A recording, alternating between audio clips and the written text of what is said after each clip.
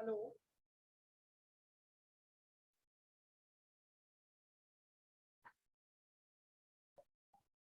Good morning all of you. Good morning sir. आवाज आ रही सही बच्चे को?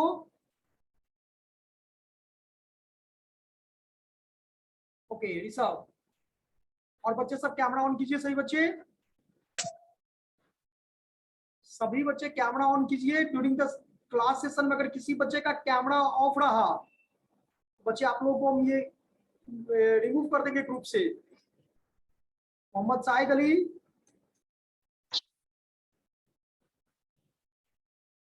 ओके। तो प्रीवियस क्लास में बच्चे हम लोग क्या डिस्कशन कर रहे थे?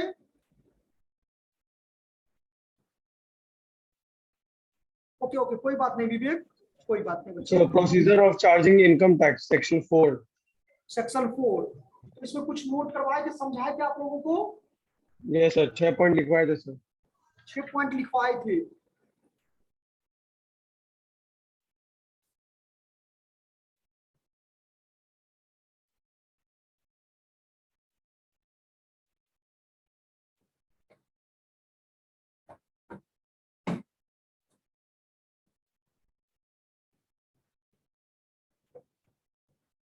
उसी से हम लोग आगे कंटिन्यू करेंगे सुयस।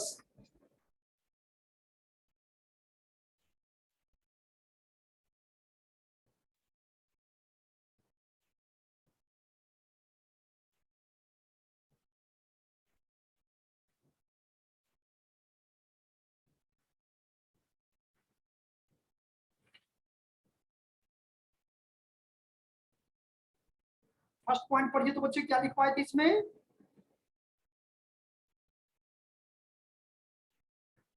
Basis of charge of income tax, 6 point इसमें बताए होंगे। Income tax is an annual tax on income. First point यही था ना? Yes sir. Yes, sir.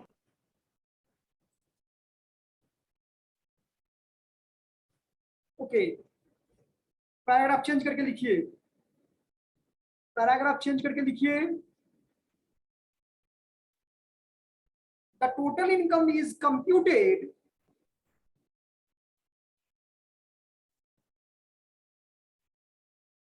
the total income is computed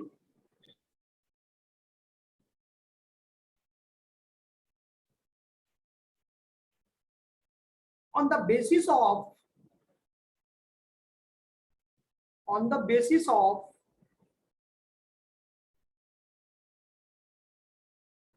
Megha Sinha, Akash Kumar, Sujit Kumar, Khushi कुमारी,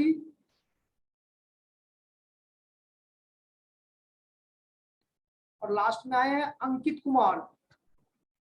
ये सभी बच्चे बार बार अगर टैक्सेशन में हम ये चीज बोलते रह जाएंगे तो हम जो पढ़ाना है वो भी भूल जाएंगे तब। और टैक्सेशन में समझ में करती हो, अगर रूल रेगुलेशन पढ़ाइए, थोड़ा भी रूल अगर इधर से उधर हो गया, उसका जिम्मेदार आप खुद होंगे। इसीलिए सभी बच्चे कैमरा ऑन रखो, बार बार हम ये चीज नहीं बोलेंगे। Okay, come to the points. क्या लिखवाएं कि एक भारतीय नागरिक जो भी, चाहे वो कोई पर्सन हो, कंपनी हो, जो भी हो, साल भर कितना कमाया, उस इनकम पर वो टैक्स क्या करेंगे? पेमेंट करेंगे। किसको पेमेंट करेंगे? गवर्नमेंट को पेमेंट करेंगे, डायरेक्ट वे में। इसीलिए इसको डायरेक्ट टैक्स कहा गया बच्चे। तो याद रखना है, वही चीज पॉइंट अभी लिखवा रहे हैं कि एक व्यक्ति कितने तरह से इनकम जनरेट कर सकता है। The total income is computed on the basis of residential status of the assessee. The income is classified. The income is classified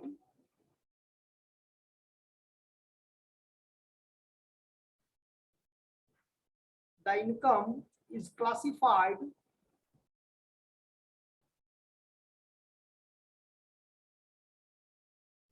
in the following 5 head. In the following 5 head.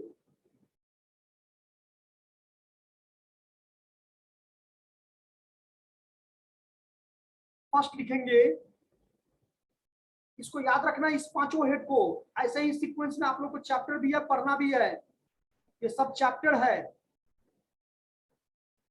5 head होता है, इसका मतलब समझ में आया? खुशी बताओ,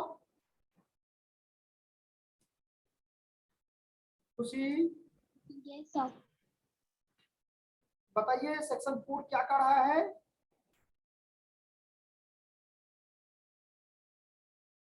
residential status के मतलब क्या, या इसका मतलब क्या समझी मेघा, मेघा सिन्हा? रेसिडेंशियल स्टेटस का मतलब क्या कि कोई भी व्यक्ति जिस जगह पर रहता है, जिस देश में वो रहता है, उस देश के जो भी गवर्नमेंट को पेमेंट करेंगे वो, तो निवासीय स्थिति, रेसिडेंशियल स्टेटस का मतलब निवासीय स्थिति, मतलब जिस जगह रहता है उसके हिसाब से उसके इनकम को क्लासिफाई किया गया है। तो बेस 5 है इसमें। फर्स्ट लिखिए इनकम फ्रॉम सैलरी, सेकंड लिखिए income from house property,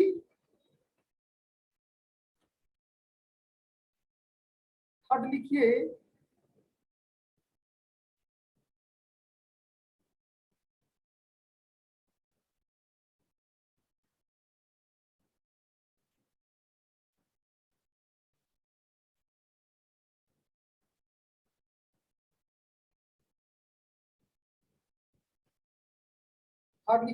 income from business और प्रोफेशन,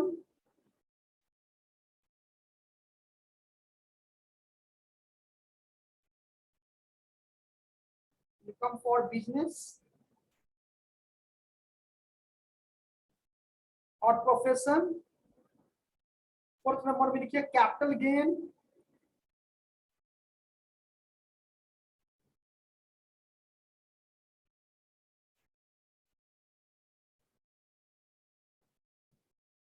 फोर्थ नंबर में लिखिए capital gain, and fifth number में लिखिए income from other sources.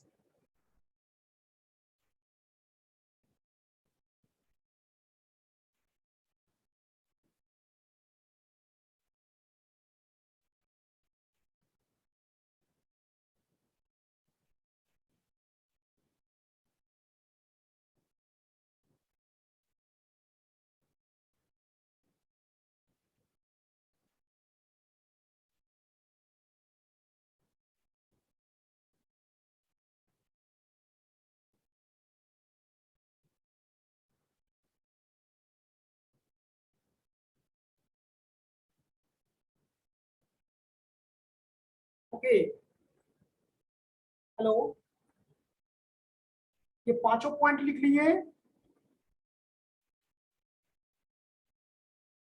Yes, sir. पांचों पॉइंट किसी बच्चे को इसमें पूछना है, कोई पॉइंट ऐसा जो समझ में नहीं आया हो? इन सब पर चैप्टर वाइज डिस्कशन करेंगे। ऐसे थोड़ा थोड़ा अगर कहोगे तो आप यही समझ लो यहाँ पर कि जैसे इनकम फ्रॉम सैलरी है बच्चे, वो क्या है कि चाहे गवर्नमेंट नौकरी हो चाहे प्राइवेट नौकरी हो, सैलरी से आप कितना मनी जनरेट करते हो, उस पर भी आपको टैक्स क्या करना पड़ेगा। ये तो समझ में आ गया होगा कि जो प्रीवियस ईयर का जो इनकम होता है उसका टैक्स क्या करता है असेसमेंट ईयर में। अभी मनीष बताओ, अभी कौन सा असेसमेंट ईयर चल रहा है? Sir, 21 to 22 to 23. 22 to 23 क्यों होगा? अभी तो मार्च कितना है, कितना तारीख है? Sir, 21, आप ये 21st. नहीं बोले बच्चे, अभी तो 21 यानी 21 मार्च है ना। Yes, sir. 31 मार्च के बाद में हो जाएगा असेसमेंट ईयर 2022-23। अभी तो 21-22 ही चल रहा है। The first तो of April. 2021 से 22 जो असेसमेंट ईयर है अभी, इसमें टैक्स कौन सा देगा बच्चे? तो 2020-21 वाला, बोलो यस या नो? Yes, sir. बोलो बच्चे। शाहिद बताओ, रिपीट करो शाहिद, क्या हम अभी बताए हैं?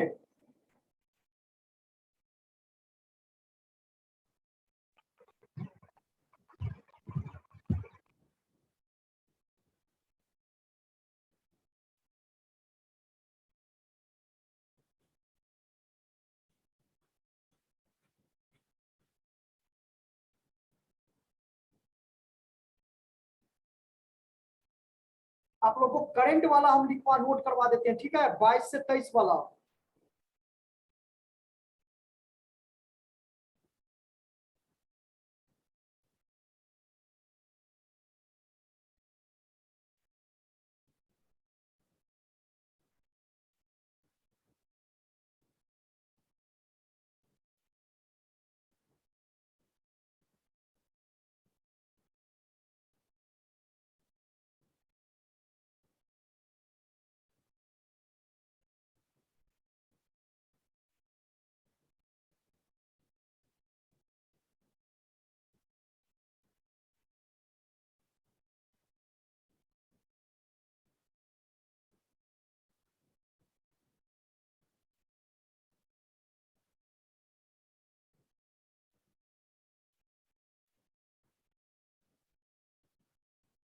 लिखिए तो, हेडिंग लिखिए बच्चे इसमें। पहले तो 3-4 पॉइंट इसमें है। फर्स्ट पॉइंट लिखिएगा, पैराग्राफ चेंज करके लिखिए पहले। For computing the, for computing the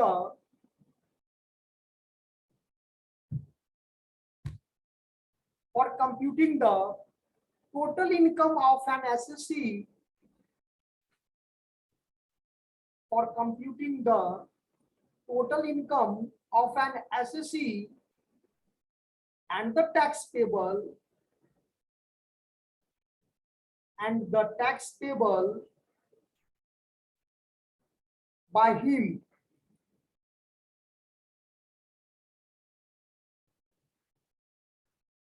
following procedure Sir, after bar.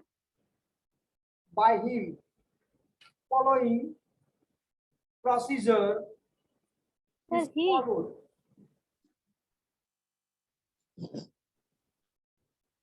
और भी.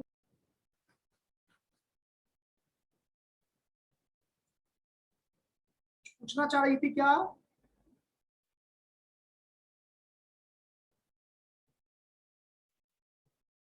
Sir, after tax payable by dash, sir. देखो तो सुया से आवाज आपको सुनाई दे रहा है इनका?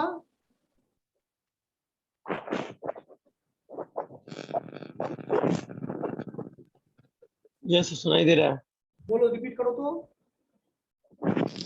Sir, for computing and tax payable by dash. तो वहाँ पे क्या हुआ? सर जो पहला लाइन बोले ना सर आप, for computing the total income, वो वाला सर रिपीट करने बोल रही है। अच्छा, रिपीट करने के लिए। हाँ, तो the total income is computed on the basis of,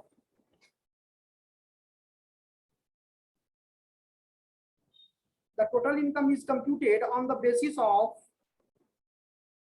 the residential status. अरे सर स्टार्टिंग वाला नहीं सर, सर तो? For computing the total income, sir जो भी अच्छा पहला अच्छा, पॉइंट का सर जो लिखा, और computing the total income of an assessee and the tax payable by him, or computing the total income of an SSC and tax payable by him Okay, sir. following procedure,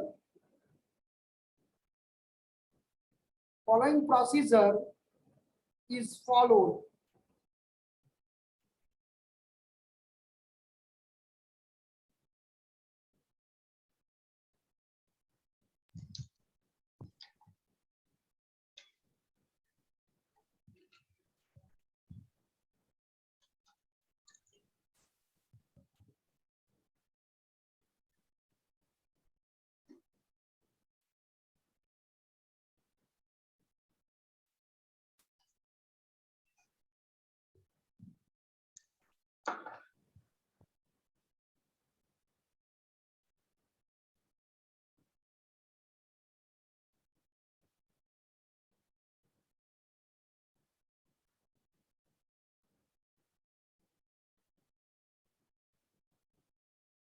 first point लिखिए तो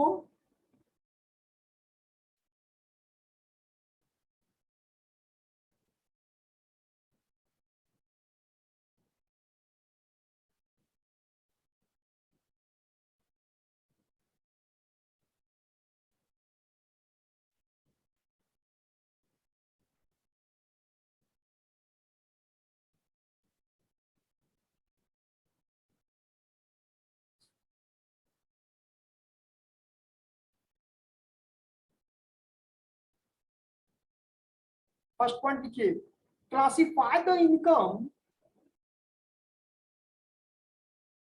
under each of the above 5 head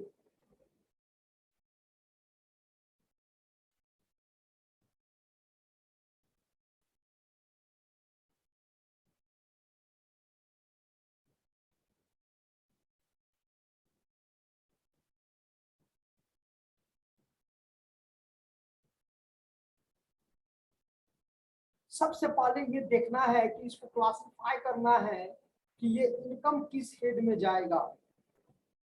तो classify the income under each of the above 5 heads and then deduct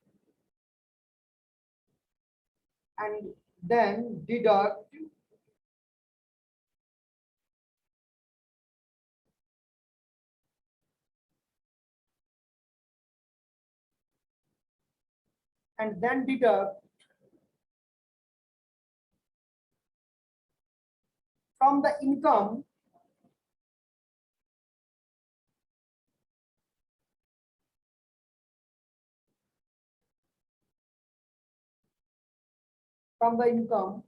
under each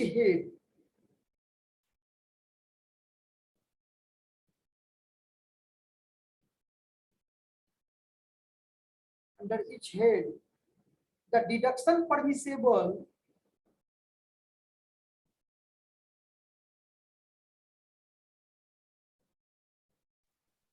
sir deduct from the the deduction income permissible under the act in respect of that। Sir बच्चे group में भी हम अभी आपको send किए हैं, सही बच्चे ग्रुप में थोड़ा एक बार देखिए तो ये 4 पॉइंट है। फर्स्ट पॉइंट एक बार पढ़ के देखिए इसमें, निकिता यस सर। ये देखिए तो चारों पॉइंट यहाँ पर है ना। Yes sir. तो एक बार बच्चे सभी को इसको स्टडी कीजिए, पढ़िए तो चारों पॉइंट को देखिए तो समझ में आ रहा है। आपको नोट भी करना है इसको, जो हमने स्टार्ट भी करवाया अभी लिखवाना। पहले इसको पढ़िए एक बार, रीड कीजिए।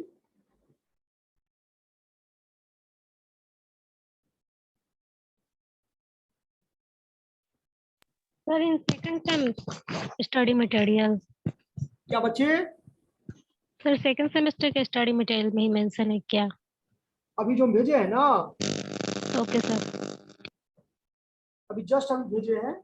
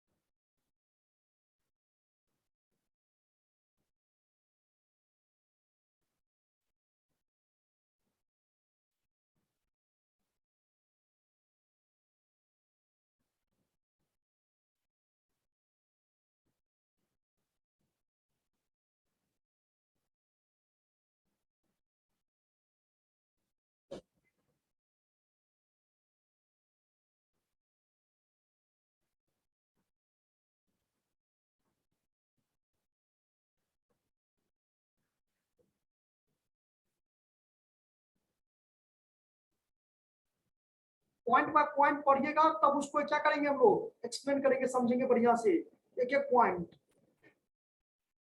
छूटना नहीं चाहिए बच्चे।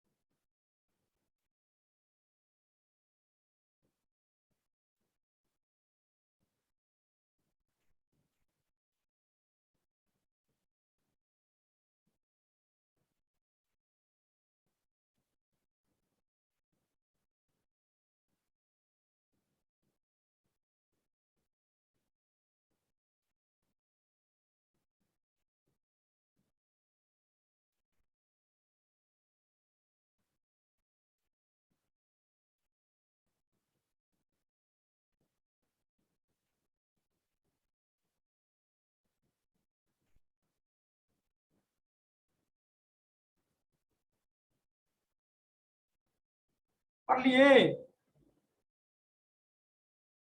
खुशी?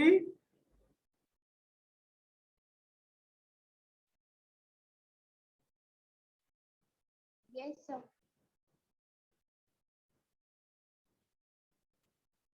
हेलो,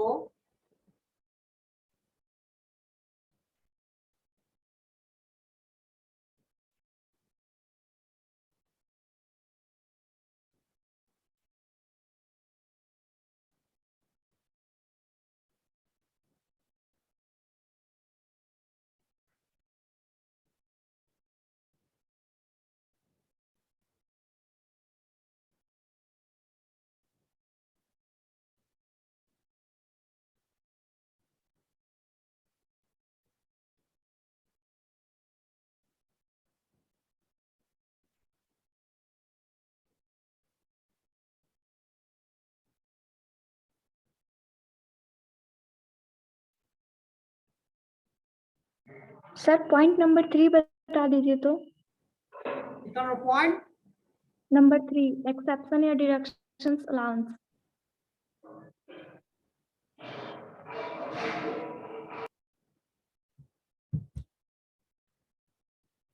पॉइंट नंबर 3 ना?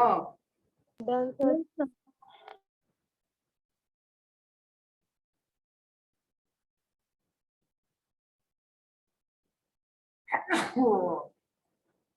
देखिए, इसमें कहता है जीटीआई।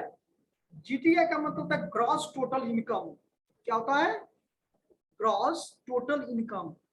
एक तो डिडक्शन सभी सेपरेट हेड में, जैसे इनकम फ्रॉम सैलरी है उसका डिडक्शन होगा, इनकम फ्रॉम हाउस प्रॉपर्टी है उसका डिडक्शन होगा, इनकम फ्रॉम कैपिटल गेन है उसका डिडक्शन, यानी पर्टिकुलर चैप्टर में, पर्टिकुलर टॉपिक में जो उसको डिडक्शन मिल करके आता है, उन सभी हेड से आए हुए इनकम को जब हम ऐड करते हैं तो उसी को कहते हैं जीटीआई, ग्रॉस टोटल इनकम। और फिर उसके बाद शुरू होता है 80C से 80U तक, ये सेक्शन है बच्चे, और उसको डिडक्ट कर देते हैं तो वो आता है क्या? Total income. वही पॉइंट यहाँ पर 3 नंबर पॉइंट करा है कि from the gross total income thus arrived at deduct the deduction permissible under section 80C to 80U of the act for computing the total income. यानी टोटल इनकम को calculate करने के लिए मुझे ग्रॉस टोटल इनकम चाहिए, और gross total income में से जो भी 80C से 80U, ये डिडक्शन एक चैप्टर ही है जो हम डिस्कशन वहां पर करेंगे। थोड़ा यहाँ पर हिंट आप लोगों को दे दे बच्चे, आप लोग नाम सुने हैं LIC का? यस आपको सब बताएंगे एडवोकेट, जिससे आप ITR करोगे ना। ITR मतलब आपके पापा जो करते होंगे, बच्चों का फीस है, एजुकेशन है ना, मैक्सिमम 2 बच्चे, तो ये एक्ट में दिया हुआ है। इस तरह से जो भी आपका कोई रिलीफ फंड में आप देते हो पैसा, किसी को डोनेशन करते हो, नहीं होता प्राइम मिनिस्टर रिलीफ फंड, नाम सुने हो? यस सर, प्रधानमंत्री निधि योजना। हाँ, तो वो डिडक्शन मिलता है। तो इस प्रकार के डिडक्शन चैप्टर हम पढ़ेंगे जो 80C से लेकर के 80U तक है। और वो जब डिडक्ट कर दिया जाता है तो बच्चे उसके बाद क्या आता है आपको, टोटल इनकम। ठीक है, वही चीज यहां पर करा है।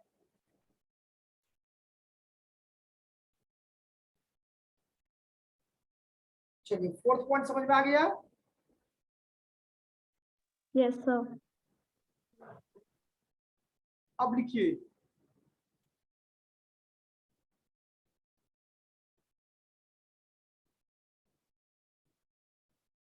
उसी के नेक्स्ट में देखेंगे आप लोग बच्चे,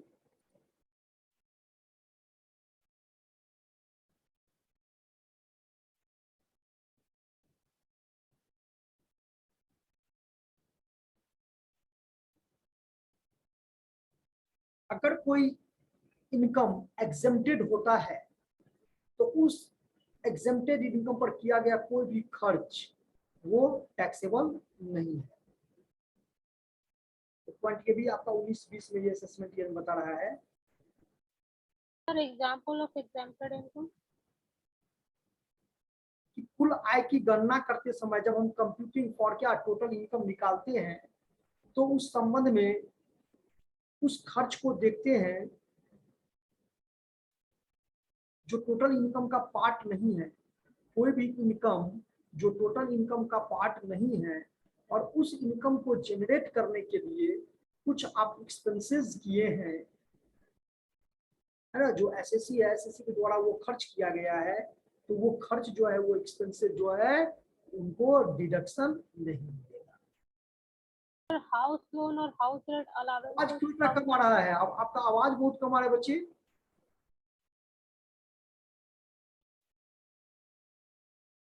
एक मिनट चाहिए,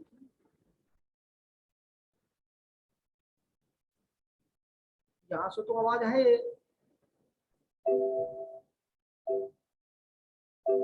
बोलिए तो संजलि।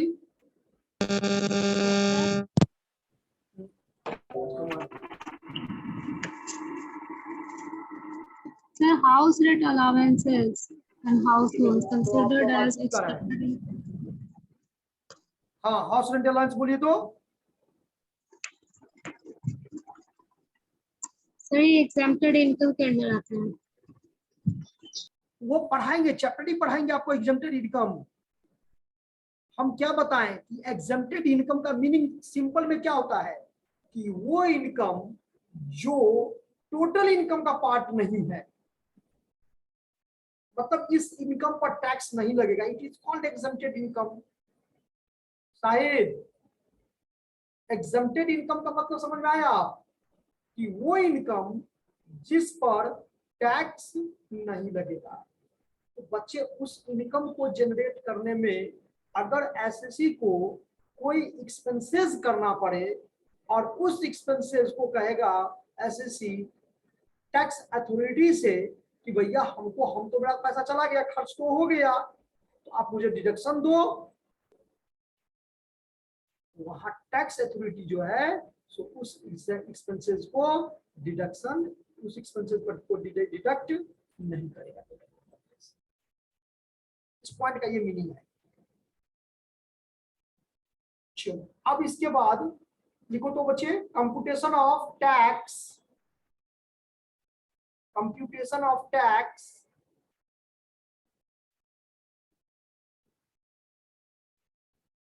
For the assessment year.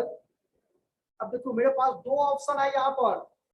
अब ये जो बुक है वो आपका 22-23 असेसमेंट ईयर भी आ गया है मार्केट में, और आप लोगों का जो पढ़ना है भी बच्चे, जो एग्जाम होगा तो आप लोगों को पढ़ना है 21-22 ही। Yes yes sir. ये समझ में आ रहा है क्या हम बोले भाई? Yes sir. आपका एग्जाम कब होगा ये मुझे पहले बताओ। वो तो सर आप लोग के ऊपर डिपेंड करता है सर। हम ये कह रहे हैं, हम आपसे जानना चाहते हैं, हम तो जानते ही हैं आपका एग्जाम जब कभी भी होगा तो अप्रैल के बाद ही ना होगा बच्चे। हम यूनिवर्सिटी एग्जाम की बात कर रहे हैं,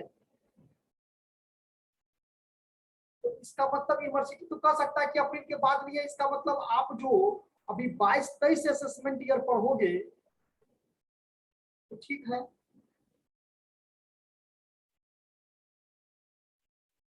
हम तो कहेंगे 22-23 करंट वाला ही पढ़िए, बढ़िया रहेगा, बेटर रहेगा, मार्केट में अवेलेबल है। हम आपको नोट्स वो सेंड करेंगे, आपको हम बताएंगे बच्चे। ओके, तो यहां से आपका स्टार्ट हो जाएगा। देखो 22-23 का जो असेसमेंट होगा इसके लिए प्रीवियस ईयर क्या हो जाएगा, 21-22 ना। तो हम तो 21-22 की इनकम के हिसाब से चलेंगे ना, आपको जो भी प्रैक्टिकल बताएंगे तो 21-22 के हिसाब से चलेंगे ना, बताएंगे प्रीवियस ईयर। लिखो, computation of tax for the assessment year 2022-23।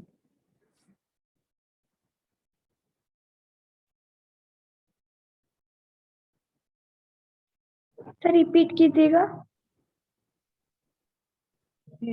computation of tax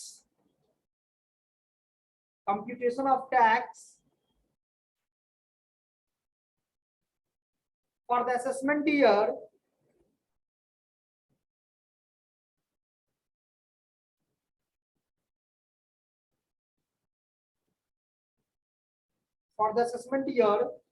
2022-23।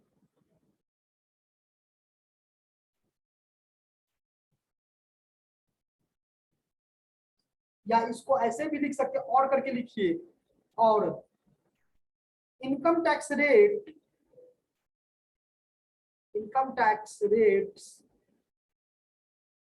For assessment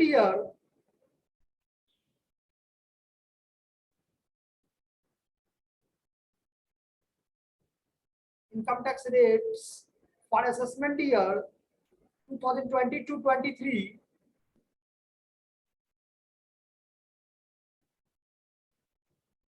previous year 2021-22।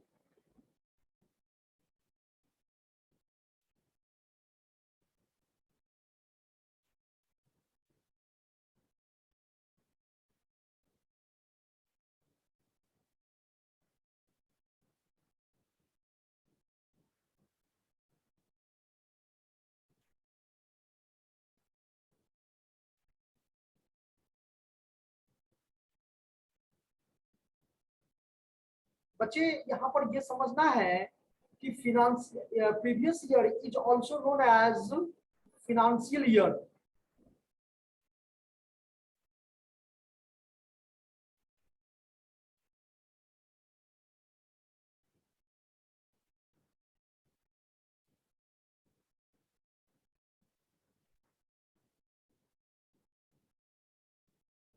देखो तो rate of tax for an individual, rate of tax for an individual HUF comma करके individual HUF AOP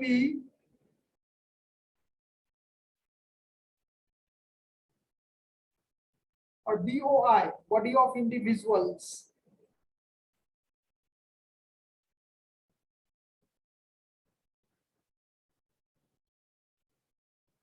first point लिखेंगे general rate,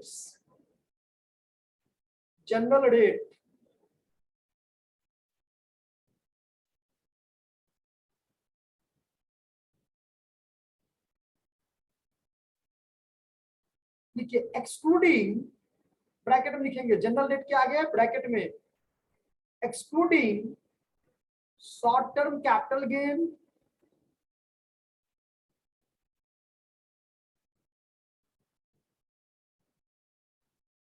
excluding short-term capital gain, comma, specified in section 111A,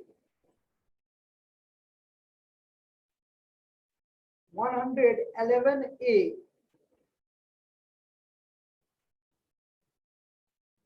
long-term capital gains,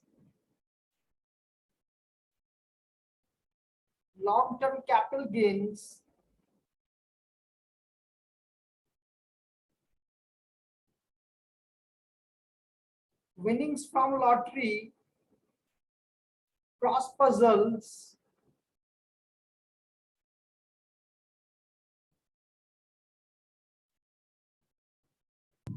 sir gaining के बाद फिर से repeat कीजिएगा। winning from lottery, lottery में अगर आप जीत गए, क्रॉस पजल्स, रेसेस, रेसेस मतलब हॉर्स रेस सब नहीं होता है, races etc।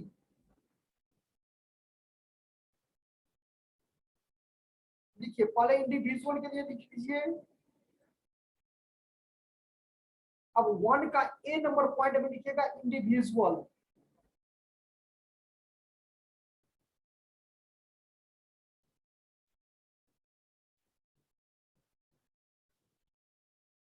Senior citizen dash देके लिखेंगे, senior citizen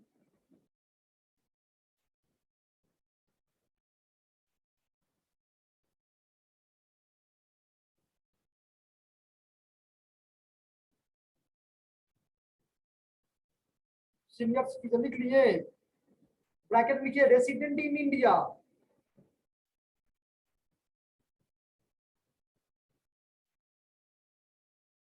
who is of the age of 60 years, 60 साल से क्या होना चाहिए, ज्यादा होना चाहिए, who is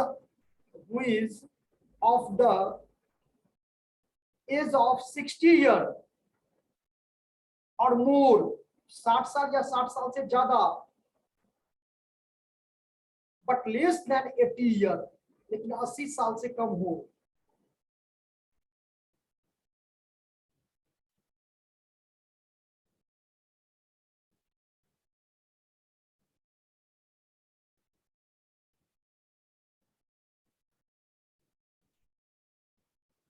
$60 year or more, but less than 80 year during the previous year।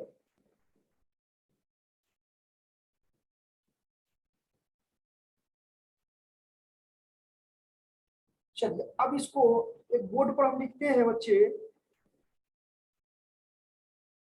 एक लिंक हम सेंड फिर से कर रहे हैं। डेटा चूंकि याद रहना चाहिए, बहुत जरूरी है डेटा, डेटा नहीं होगा तो फिर दिक्कत हो जाएगा।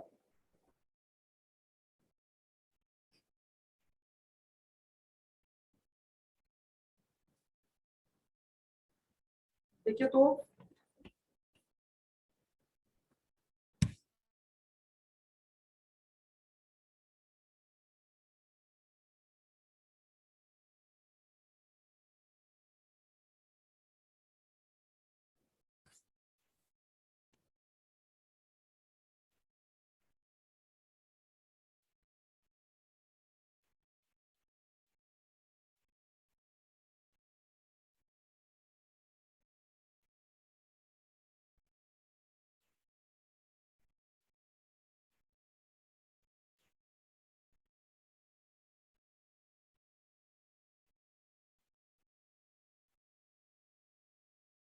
देखिए तो बच्चे इसको पढ़िए तो एक बार। देखो 4 condition A B C, 3 condition है।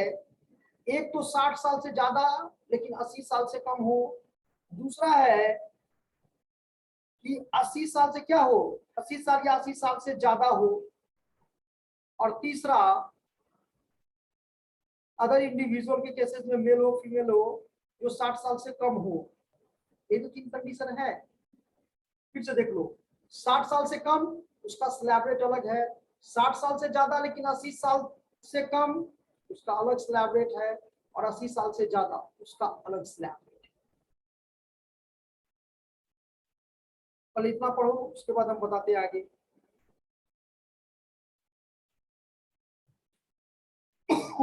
सॉरी,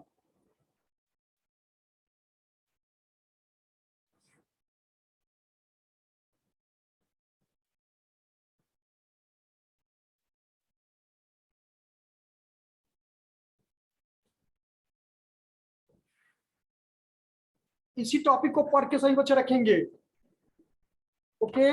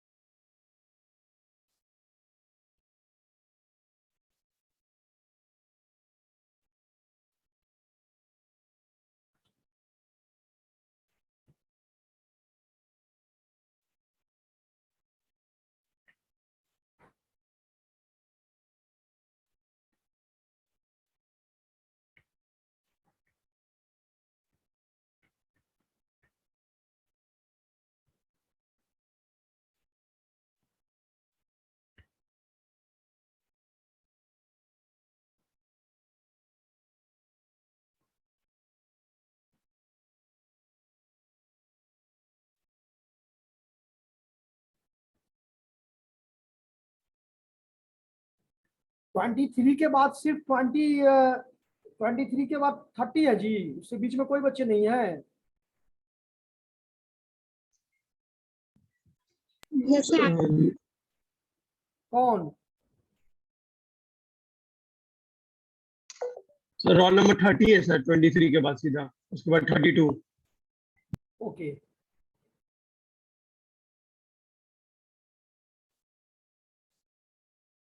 तो बच्चे इसी को स्टडी करना है। Okay, Okay, sir. Thank you. Thank you all of you. Thank you sir. Thank you.